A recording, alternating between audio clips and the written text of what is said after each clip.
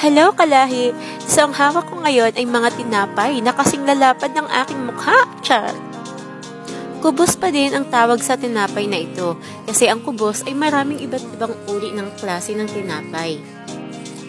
Meron pang mas malalaki dito kumpara dito sa hawak ko.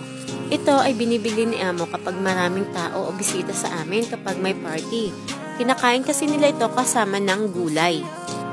At minsan, ito na rin ang kanilang ginagawang almusal. Kapartner nito ang tsaa at ang white cheese.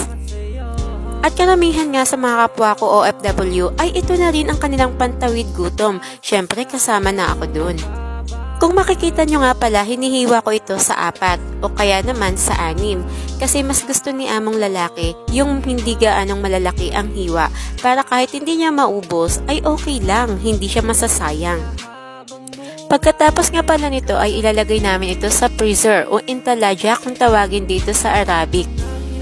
Ito nga palang kasama ko ay 13 years na nagtatrabaho sa aking mga amo at 6 years na rin kaming magkasama. Ganyan talaga siya, lagi kang tuturuan na para bang lagi kang bago. Pero syempre, nasanay na ako sa kanya kaya okay lang sa akin na ganyan siya. Siya ay galing sa Ethiopia at ako naman ang nag-iisang Pilipina dito sa bahay. 3 nga pala sila at mababait, swerte ko talaga sa kanya.